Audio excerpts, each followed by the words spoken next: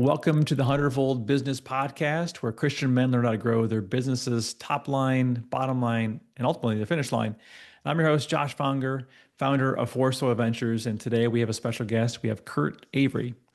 Kurt is the founder, owner, and president of Sawyer Products, a company he established in 1984 to provide clean water and insect repellent solutions globally.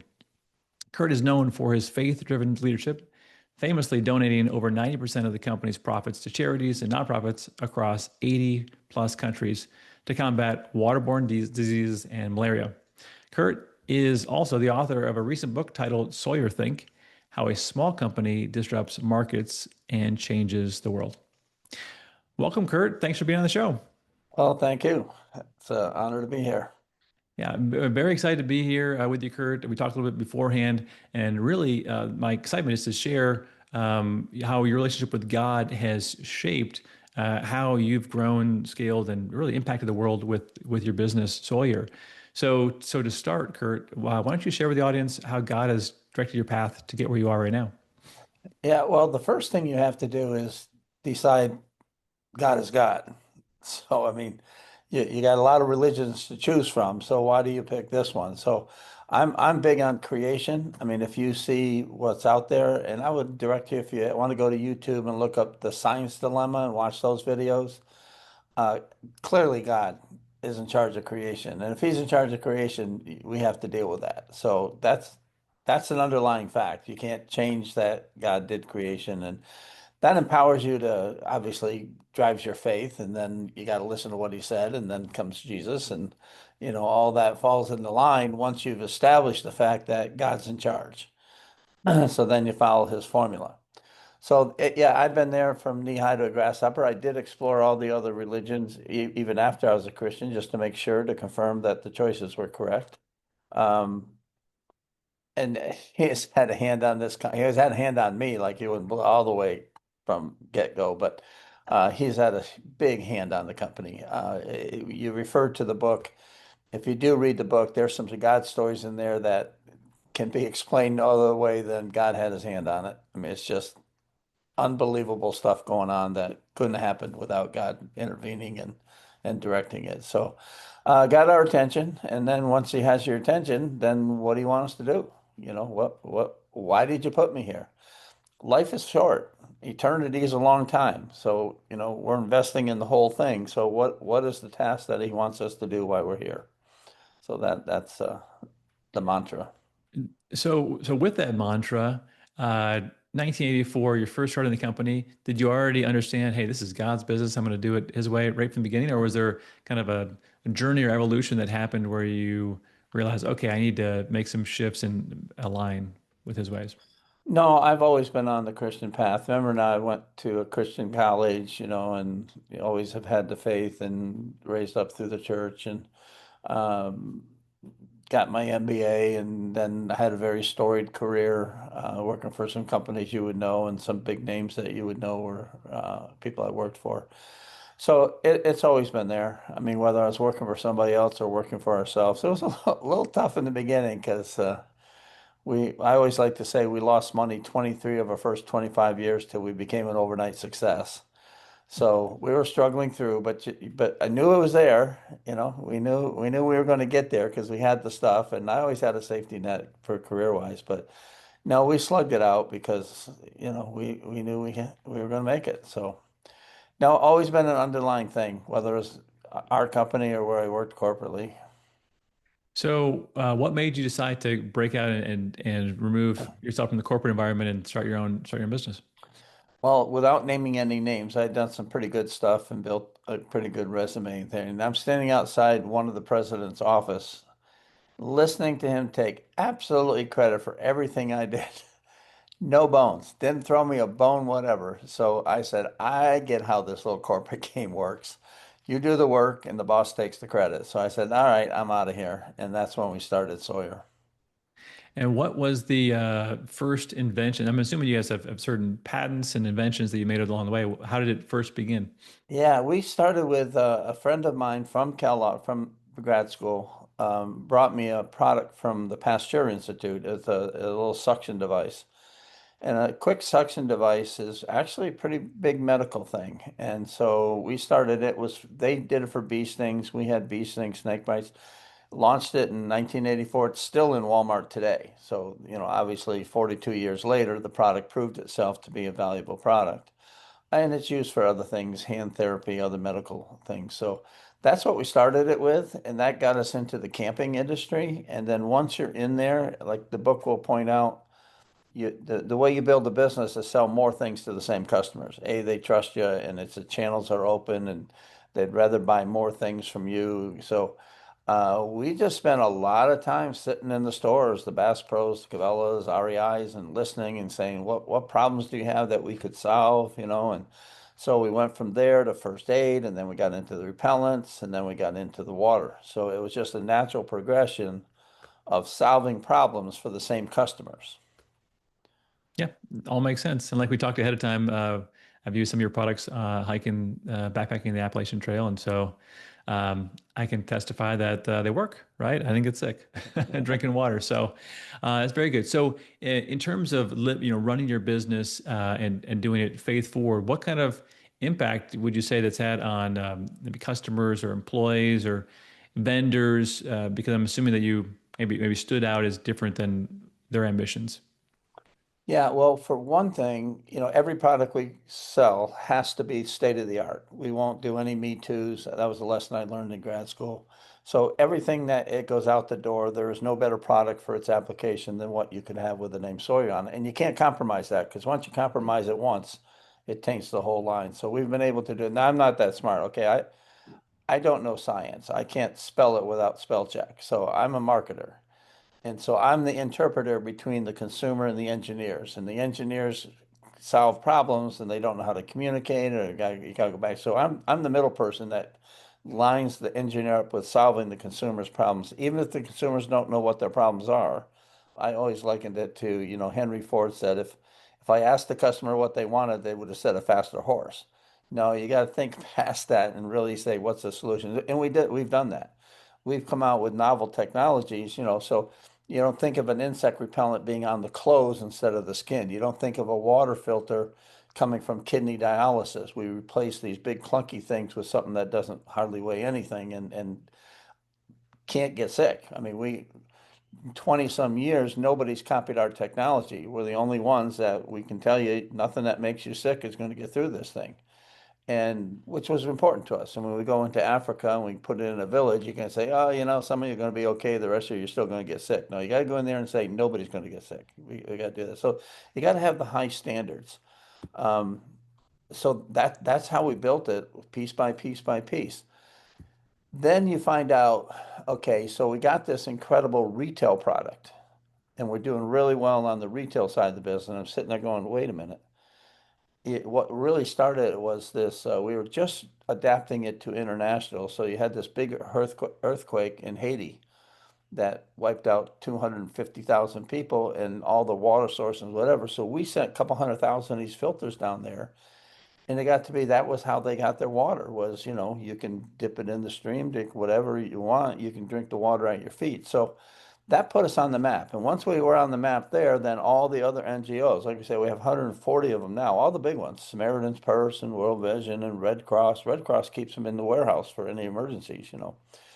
That put us on the map. And then you just keep building from there. You go in and you find out well, it works this way. We now basically have it in 4 different formats. So it's the same technology, but they're adapted for different situations. So just one by one, you knock these little things off.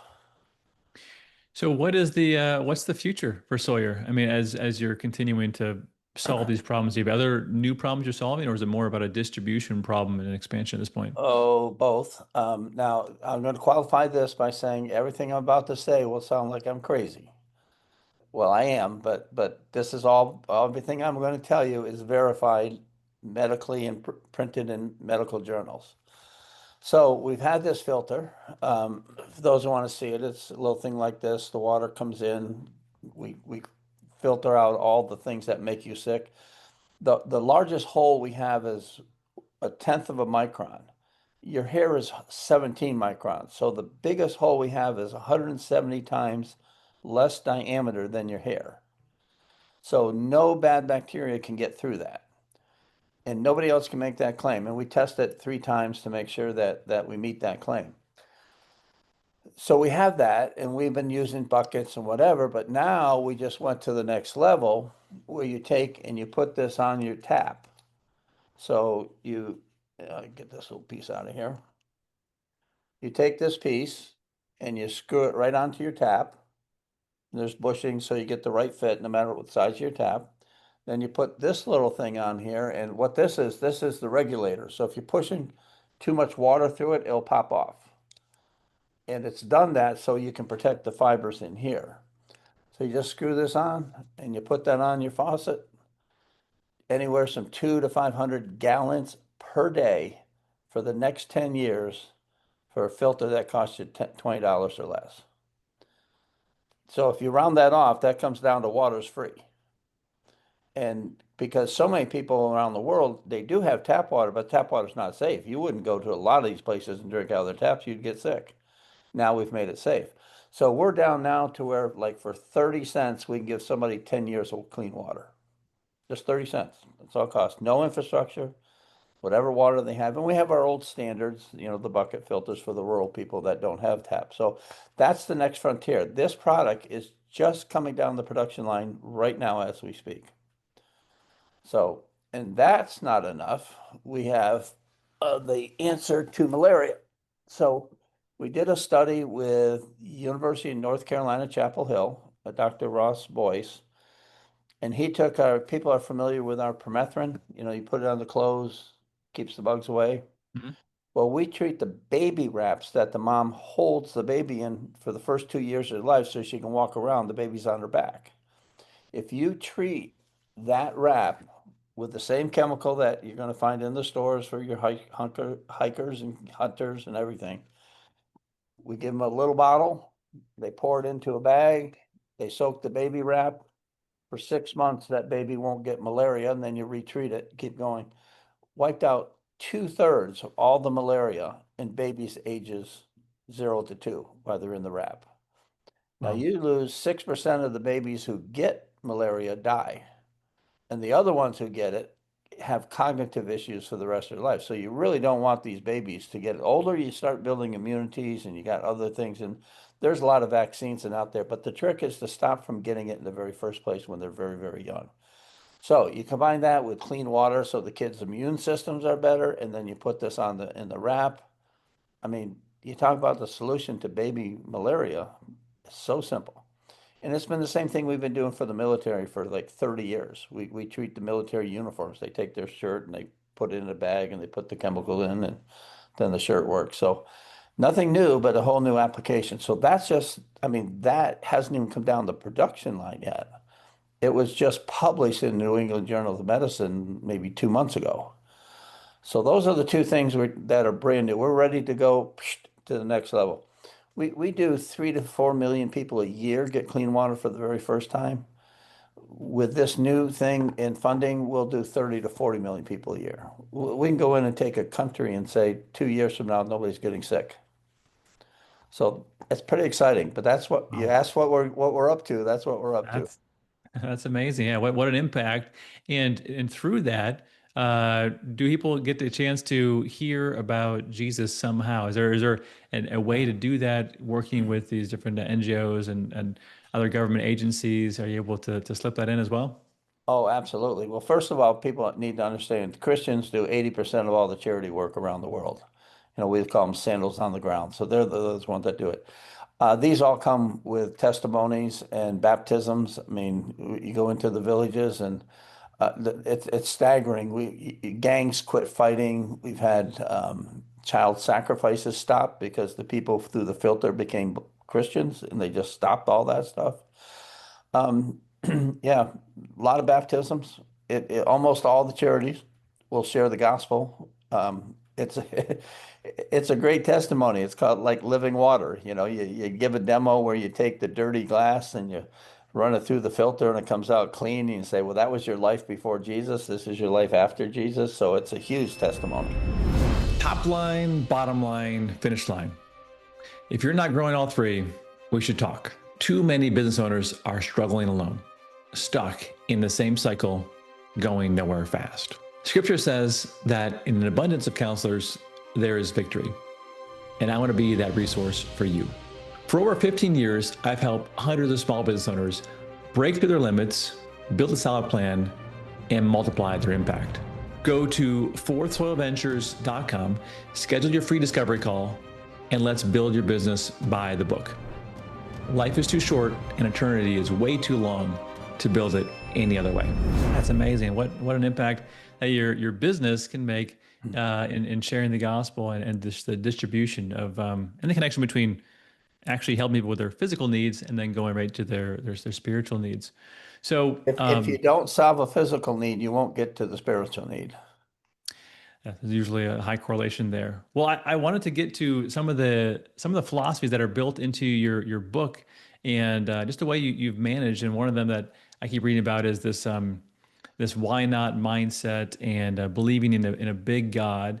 And when did you start thinking that way, and what made you kind of be bold in that way as a business owner? Well, this is the crazy part. I've always thought that way. I mean, I'm a believer in I just, you go outside. I don't care if you're looking at the little ants or if you're looking at the stars or you're looking to get into bacteria and all. I mean, it's so big. I mean, come on, give God credit for being big. So I always say, you know, your God will be as big as you let him be. And if you want a small God, you'll have a small God and you'll do small things. Not that that's not important because God does need everybody. But if you have a really big God, he'll equip you to do big things because he's got big things to do. So I think that's just a mindset. And if you have a hard time having a big God, just study nature. You'll get there. Yeah, no, that's a great encouragement. And I'm going to play the other side just because in my role as a business coach, business consultant, I deal with a lot of problems, right? People that come to me with problems. That's all I do with their companies. So they have issues and they're always trying to make decisions. They're trying to make decisions, wise decisions, careful decisions, plan on decisions. And so how do you, because you've made a lot of decisions over the years, decide between maybe careless or reckless or foolish decisions that maybe are bold versus courageous, thoughtful risks that you believe God is in? Like how do you deal with that tension as an Well, owner? I don't mean to be boring here, but chapter 6 in the book is called the decision matrix. And if you need to make decisions, you need to read that chapter because what happens is usually in a decision, you're hung up on one or two variables, at three at most. You're just focused on, those things. We make you come up with 10 variables, hopefully 20 variables. And so there's more to that decision than just the one you're mentally, emotionally stuck on. And we give you a little chart and you weigh them and you go out and you come up with points and all that kind of stuff. And you may end up with the same decision, but at least by working through that, you find future trip points, if you will, or I don't believe in unintended consequences. You should have thought about it before. I'm professionally trained to think and make decisions, but you can be too. Follow that diagram and you'll learn to think of things that, oh, you know what? I didn't think of that. No, I don't have any excuses for that. You should have mapped that out and thought of it. Now, it may not change the decision, but at the very least, it's going to keep you from falling into little holes along the way. And sometimes it will change your decision.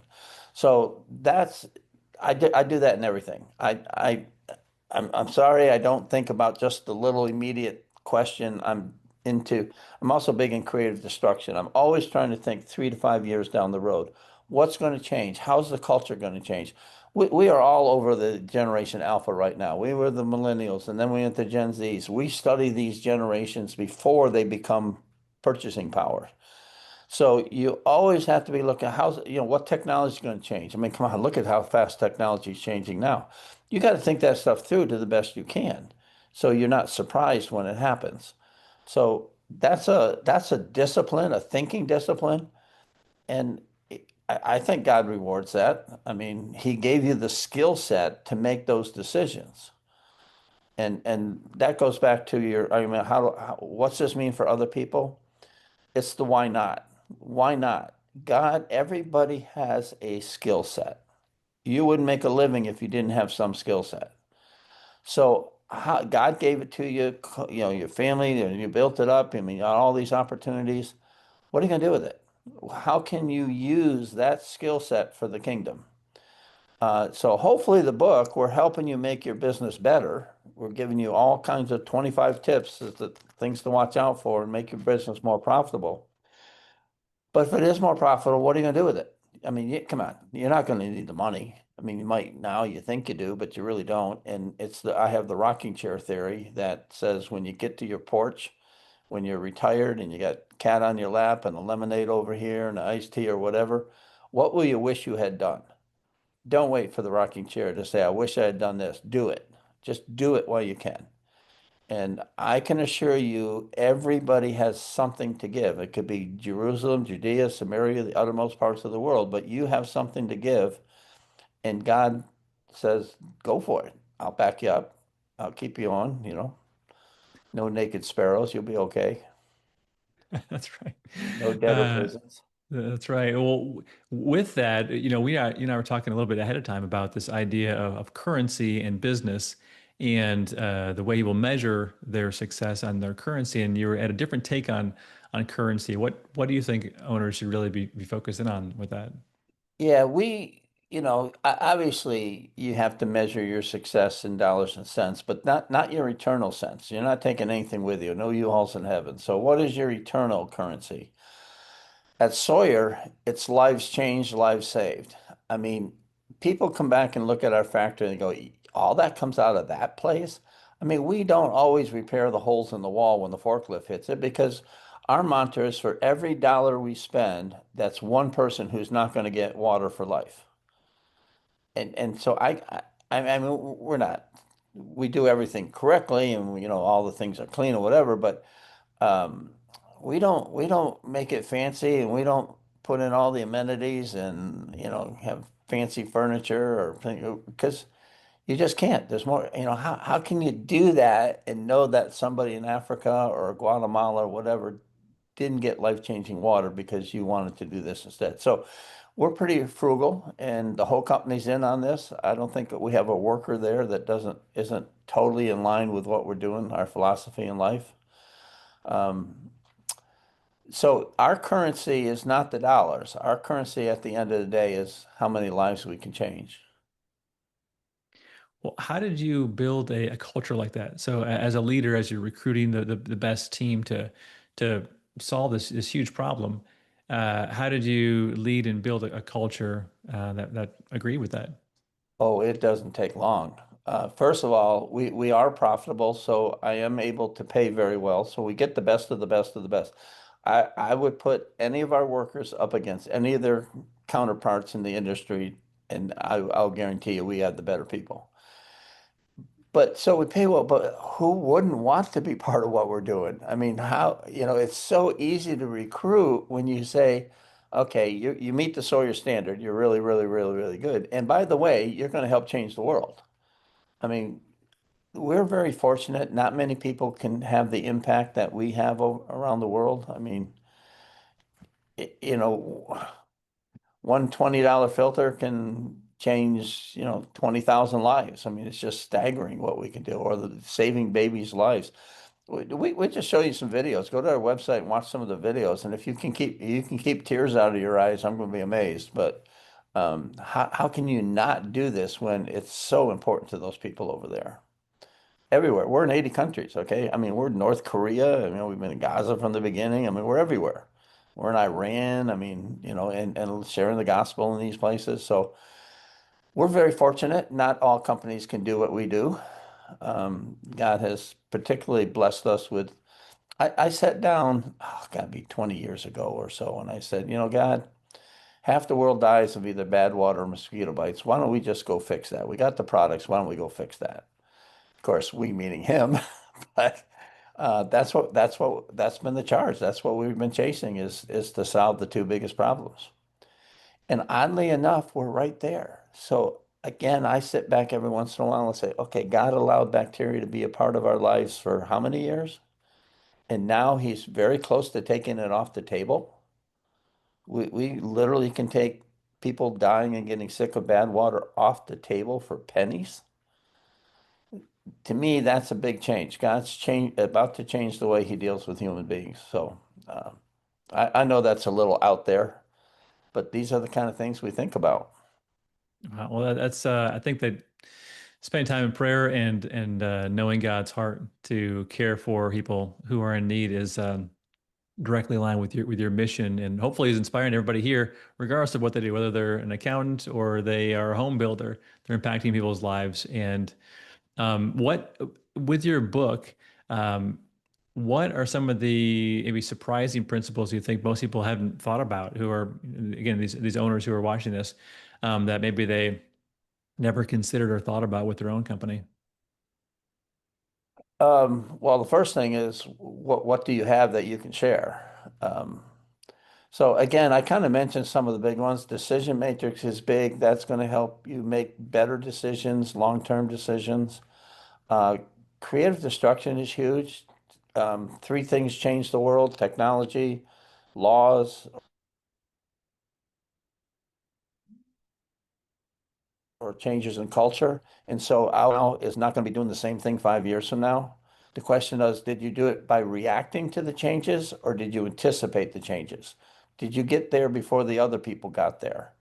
So that's huge. That was Schumpeter 1953 when he wrote his book about that. So I'm really big on that. I have shortcuts to making decisions. I call them Math Trap. Got it from doing baseball, batting averages and stuff like that. I mean, you don't always have to know the decision three decimals to the right. Sometimes you got to there's certain business principles that, doesn't matter whether you have 15 or 17% market share, the decision's going to be the same. Don't spend all your time trying to figure out the difference. How could Jack Welch make business decisions on a napkin? Because he knew the shortcuts, he knew the basic concepts.